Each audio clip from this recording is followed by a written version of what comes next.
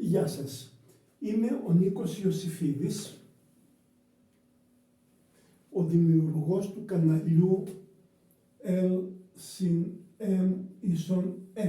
που παρακολουθείτε αυτή τη στιγμή. Το κανάλι αυτό απευθύνεται σε όλο τον κόσμο, σε κάθε άνθρωπο οποιοδήποτε γνωστικού επίπεδου, επειδή περιέχει θέματα 3 βαθμών δυσκολίας, εύκολα, μέτρια και δύσκολα, και από διάφορους τομείς των μαθηματικών. Επομένως, καθένας μπορεί να βρει στο κανάλι αυτό κάτι του ενδιαφέροντός του.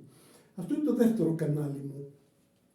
Το πρώτο κανάλι που δημιούργησα στο YouTube ήταν πριν 6 χρόνια.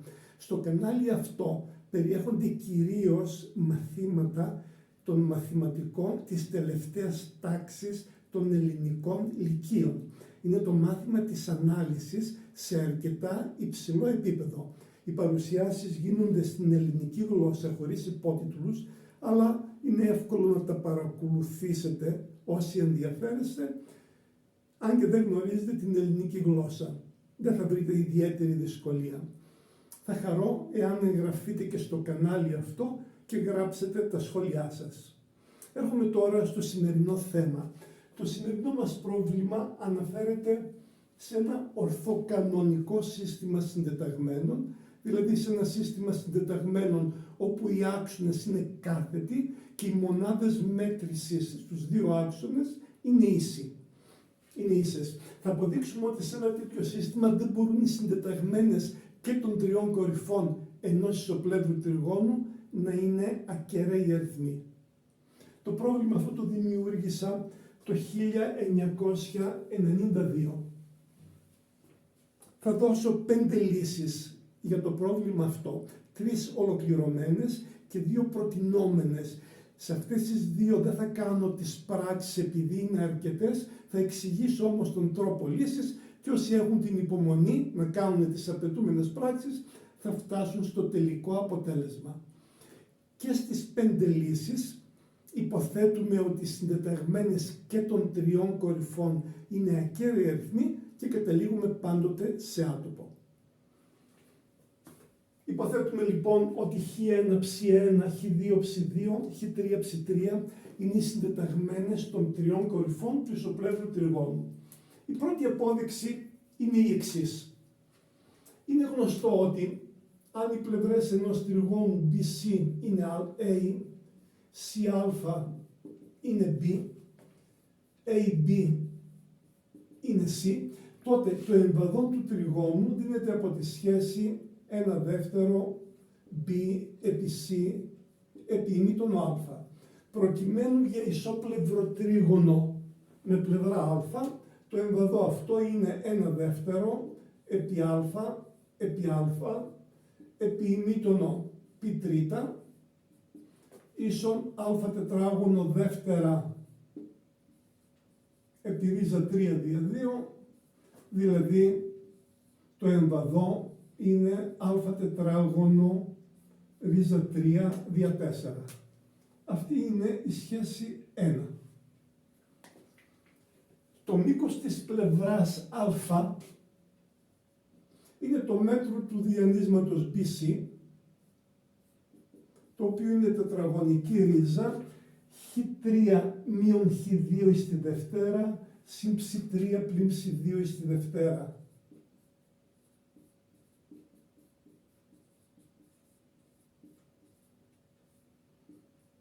Επομένως το α τετράγωνο είναι ίσο με χ3 μείον χ2 εις τη δευτέρα συν ψ3 μείον ψ2 εις τη δευτέρα και είναι ακέραιος αριθμός αφού υποθέσαμε ότι όλες οι συντεταγμένες είναι ακέραιοι αριθμοί. Είναι επίσης γνωστό ότι το εμβαδό τριγώνου του οποίου γνωρίζουμε τις συντεταγμένες των κορυφών του δίνεται από τον τύπο 1/2 απόλυτη τιμή της ορίζουσας D, όπου η ορίζουσα D είναι η ορίζουσα χ1 ψ1 1, χ2 ψ2 1, χ3 ψ3 1. Αναπτύσσουμε την ορίουσα αυτή κατά τα στοιχεία της τρίτης στήλης 1, επί την ορίουσα που θα προκύψει αν διαγράψουμε τη γραμμή και τη στήλη του στοιχείου 1, δηλαδή χ2 ψ2 χ3 ψ3 μείον 1 επί την ορίουσα που θα προκύψει αν διαγράψουμε τη γραμμή και τη στήλη του στοιχείου αυτού, δηλαδή χ1 ψ1 χ3 ψ3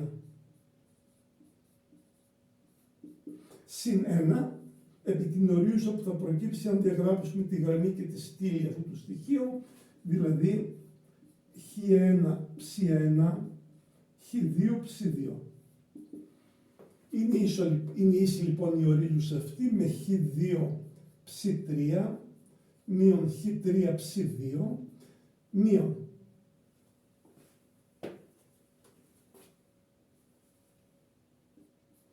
χ1 ψ3 μείον χ3 ψ1 συν χ1 ψ2 μείον χ2 ψ1 και η τιμή αυτής της ορίουσας είναι ακέραιος αριθμός, διότι όλες οι συντεταγμένες είναι ακέραιοι αριθμοί. Και αφού η ντε είναι ακέραιος αριθμός και η απόλυτη τιμή ντε είναι επίσης ακέραιος αριθμός. Από τις σχέσεις 1 και 2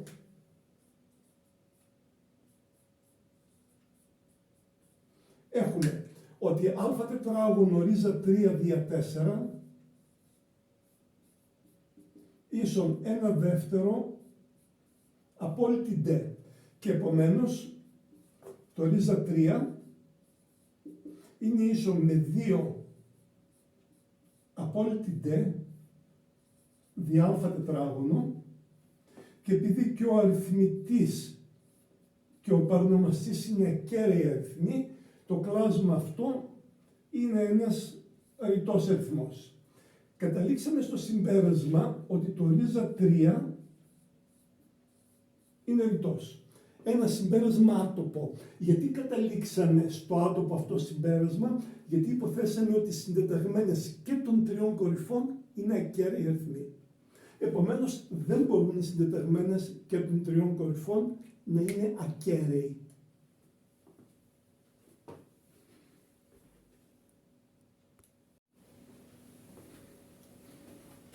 Δίνουμε μία δεύτερη απόδειξη. Από τις πλευρές AB, BC, CA, μόνο μία πλευρά μπορεί να είναι παράλληλη με τον άξονα των ψ, επομένως να μην έχει συντελεστή διεύθυνσης. Χωρίς βλάβη της γενικότητας υποθέτουμε ότι οι δύο πλευρές AB και AC δεν είναι παράλληλες με τον άξονα των ψ.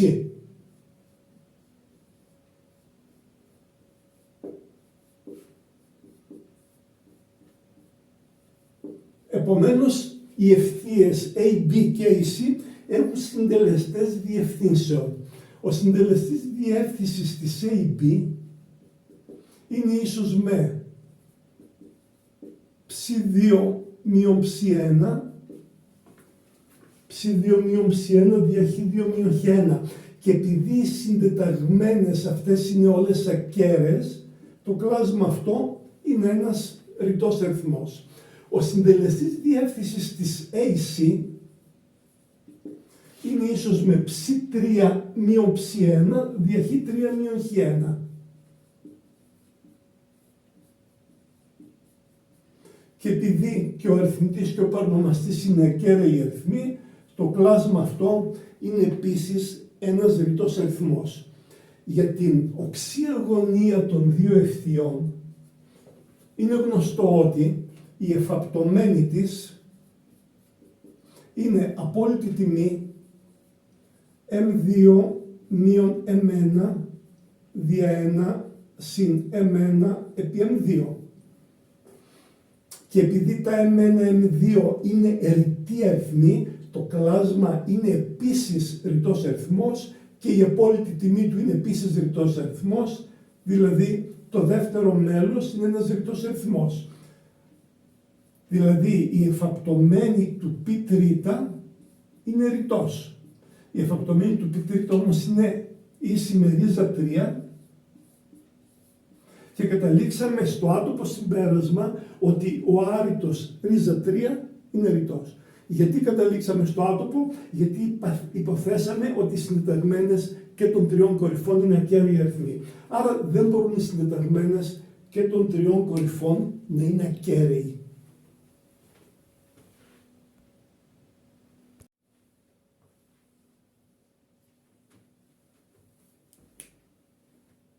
Δίνουμε τώρα μία τρίτη απόδειξη. Η απόδειξη αυτή θα γίνει με τη βοήθεια των μηγαδικών. Ονομάζουμε Z1 τον μηγαδικό Χ1 συν Ψ1 Ι, που έχει ως εικόνα το σημείο Α, Χ1 Ψ1. Ονομάζουμε Z2 τον μηγαδικό Χ2 συν Ψ2 Ι, που έχει σαν εικόνα το σημείο B, Χ2 Ψ2. Και ονομάζουμε Z3 τον μηγαδικό Χ3 συν Ψ3 Ι, που έχει σαν εικόνα το σημείο C, Χ3 Ψ3. Χωρίς βλάβη της γενικότητας υποθέτουμε ότι η γωνία BAC είναι θετική, δηλαδή η πλευρά AC προκύπτει από την AB με στροφή της AB κατά π τρίτα κατά τη θετική φορά. Έτσι γίνεται η περιστροφή. Και ονομάζουμε W τον μηγαδικό συνημήτωνο π τρίτα συν Ι ημίτωνο π τρίτα, δηλαδή 1 δεύτερο συν Ι επί ρίζα 3 δια 2. Επειδή το σημείο C προκύπτει ως στροφή του σημείου B γύρω από το α κατά γωνία π τρίτα, είναι γνωστό ότι ισχύει η σχέση Z3 μείον Z1 ίσον Z2 μείον Z1 επί W, δηλαδή Χ3 συν Ψ3 Ι μείον Χ1 μείον Ψ1 Ι ίσον Χ2 συν Ψ2 Ι μείον Χ1 μείον Ψ1 Ι επί 1 δεύτερο συν Ι ρίζα 3 δια 2. Ή αλλιώς Χ3 μείον Χ1 συν Ψ3 μείον Ψ1 επί Ι ίσον Χ2 μείον Χ1 συν Ψ2 μείον Ψ1 επί Ι επί 1 δεύτερο συν Ι ρίζα 3 δια 2. Εκτελούμε τους πολλαπλασιασμούς στο δεύτερο μέλος και ταυτόχρονα εξισώνουμε τα πραγματικά μέρη και τα φανταστικά μέρη. Το πραγματικό μέρος Χ3 μείον Χ1 είναι πραγματικό επί πραγματικό, δηλαδή Χ2 μείον Χ1 δεύτερα, συν φανταστικό επί φανταστικό. Ι επί Ι θα δώσει Ι τετράγωνο μείον 1, μείον λοιπόν Ψ2 μείον Ψ1 δεύτερα επί ρίζα 3. Και μεταφέροντας το Χ1 στο δεύτερο μέλος, Χ3 ίσον, αν προσθέσουμε Χ1 συν Χ2 πλην Χ1 δεύτερα, έχουμε Χ2 συν Χ1 δεύτερα μείον Ψ2 μείον Ψ1 δεύτερα επί ρίζα 3. Τα φανταστικά μέρη, το Ψ3 μείον Ψ1 είναι το πραγματικό επί το φανταστικό και το φανταστικό επί το πραγματικό. Να γράψω πρώτα αυτά. Ψ2 μείον Ψ1 δεύτερα και Χ2 μείον Χ1 επί ρίζα 3 δια 2.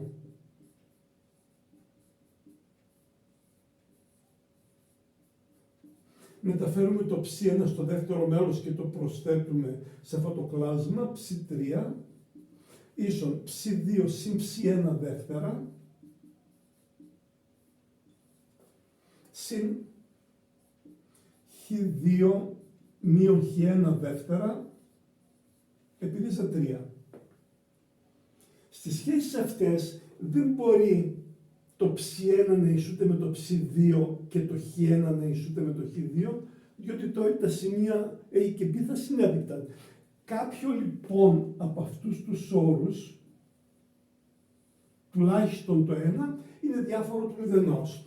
Αν υποθέσουμε ότι ψ2 διαφορετικό του ψ1, οπότε αυτός ο όρος είναι διάφορος του μηδενός, έχουμε το άτομο ότι ο ακέραιος χ3 είναι ίσος με χ2 συν χ1 δεύτερα συν τον μείον τον άρρητο ψ2 μείον ψ1 δεύτερα επί ρίζα 3. Αν πάλι υποθέσουμε ότι το χ1 είναι διαφορετικό του χ2,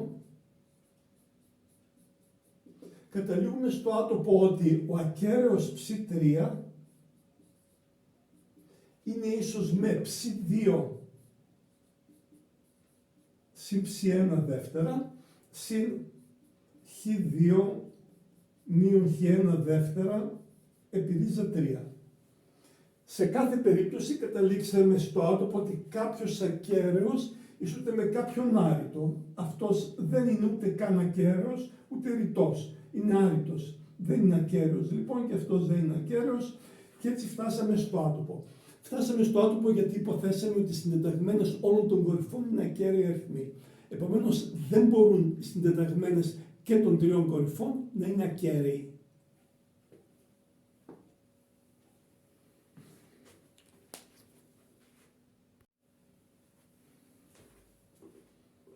Όπως έχουμε πει στην αρχή, μπορούν να δοθούν ακόμη δύο αποδείξεις. Η τέταρτη και πέμπτη απόδειξη κατά βάση είναι εντελώς όμοιες. Στην πράξη όμως φαίνονται εντελώς διαφορετικές. Και οι δύο αποδείξεις απαιτούν πολλές πράξεις, τις οποίες όπως εξηγήσαμε δεν θα κάνουμε. Θα δώσουμε τον τρόπο όμως και μπορείτε εσείς να κάνετε τις απαιτούμενες πράξεις για να επαληθεύσετε τα συμπεράσματα τα οποία θα σας δώσουμε. Εκείνο το οποίο θα κάνουμε και με τις δύο αποδείξεις και με την τέταρτη και με την πέμπτη είναι να υπολογίσουμε τις συντεταγμένες μιας κορυφής συναρτήσεις των συντεταγμένων των δύο άλλων κορυφών.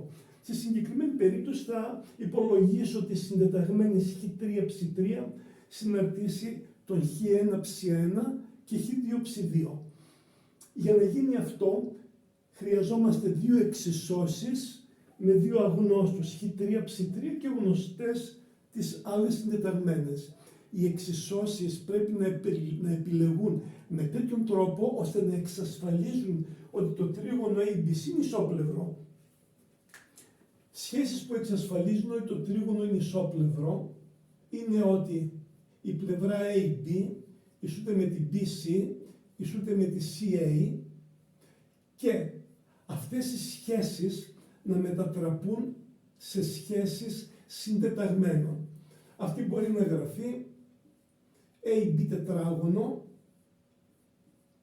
ίσον BC τετράγωνο ίσον CA τετράγωνο και όπως είναι γνωστό το τετράγωνο της AB είναι χ2 μείον χ1 τετράγωνο συν ψ2 μείον ψ1 τετράγωνο ίσον χ3 μείον χ2 τετράγωνο συν ψ3 μείον ψ2 τετράγωνο ίσον χ1 μείον χ3 τετράγωνο συν ψ1 μείον ψ3 τετράγωνο. Από εδώ λοιπόν έχουμε δύο εξισώσεις χ2 μείον χ1 τετράγωνο συν ψ2 μείον ψ1 τετράγωνο ίσον χ3 μείον χ2 τετράγωνο συν ψ3 μείον ψ2 τετράγωνο και χ3 μείον χ2 τετράγωνο συν ψ3 μείον ψ2 τετράγωνο ίσον χ1 μείον χ3 τετράγωνο συν ψ1 μείον ψ3 τετράγωνο. Η εξίσωση αυτή η 2 και η 3. Η 2 είναι δευτέρου βαθμού,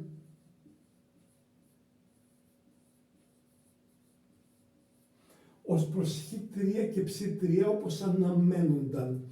Ενώ η εξίωση 3 είναι πρώτου βαθμού ως προς χ3 και ψ3 όπως αναμένονταν.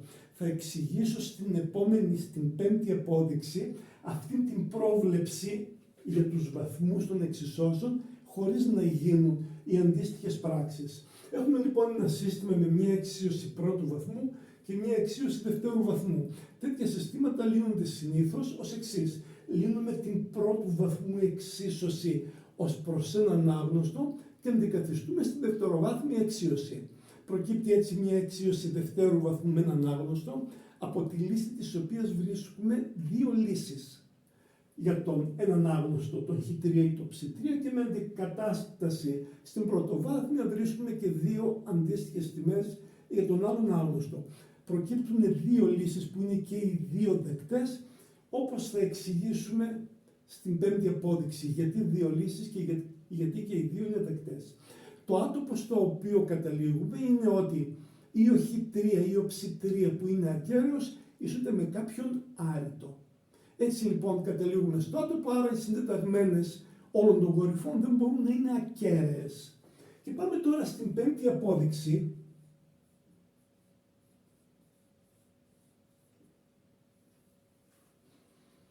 Να εξηγήσουμε όλα τα παραπάνω. Γιατί η εξίωση 2 είναι δεύτερου βαθμού και η εξίωση 3 είναι πρώτου βαθμού.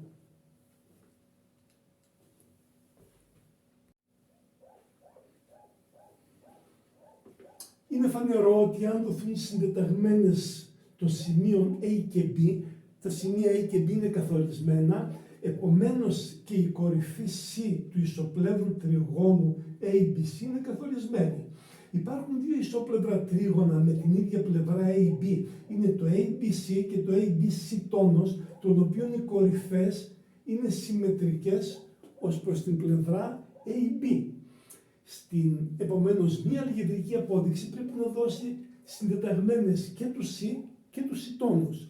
Στην τρίτη απόδειξη που κάνουμε με τη βοήθεια των λιγαδικών, είχαμε θεωρήσει τον λιγαδικό συνημήτωνο π τρίτα συν Ι ημίτωνο π τρίτα, θεωρώντας ότι η γωνία BAC είναι θετική. Δηλαδή θεωρήσαμε το τρίγωνο ABC του σχήματος.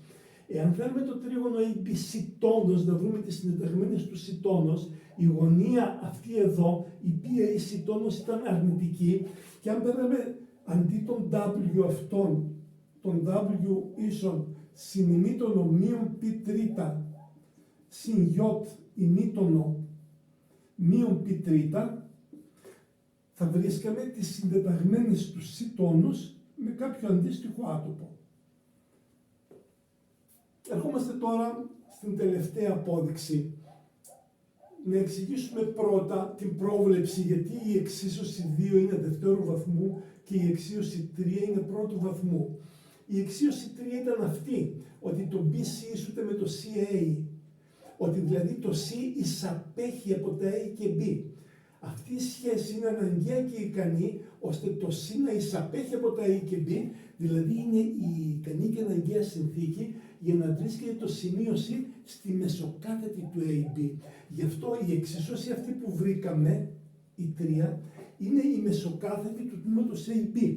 Αν θέλετε μπορείτε να κάνετε τις πράξεις και να το επαληθεύσετε. Να βρείτε δηλαδή την εξίωση της μεσοκάθετης του AB και θα δείτε ότι είναι η ίδια με την 3. Η εξίωση 2, το AB είναι σταθερό, οι συντεταγμένες A και B υποτίθεται ότι δόθηκαν και ψάχνουμε το C. Το C απέχει από το B, απόσταση όση και η AB.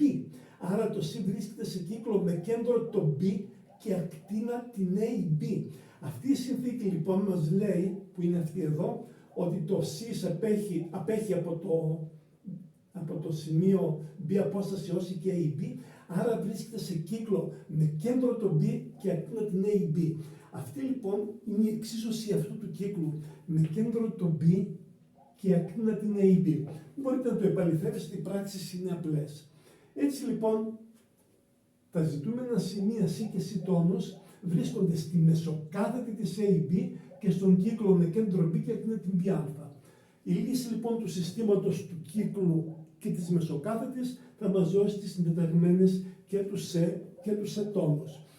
Στην τρίτη απόδειξη που είχαμε κάνει, είχαμε βρει για το σημείο C ότι οι συντεταγμένες του ήταν χ2 συν χ1 δεύτερα μείον ψ2 μείον ψ1 δεύτερα επί ρίζα 3 και ψ3 ίσον ψ2 συν ψ1 δεύτερα συν χ2 μείον χ1 δεύτερα επί ρίζα 3. Εάν λύσουμε τα συστήματα αυτά που είπαμε ή αν χρησιμοποιήσουμε αυτόν τον ηγαδικό για να βρούμε τις συντεταγμένες του σημείου σε τόνος, θα βρούμε χ3 ίσον χ2 συν χ1 δεύτερα συν ψ2 μείον ψ1 δεύτερα επί ρίζα 3 και ψ3 ίσον ψ2 συν ψ1 δεύτερα μείον χ2 μείον χ1 δεύτερα επί ρίζα 3.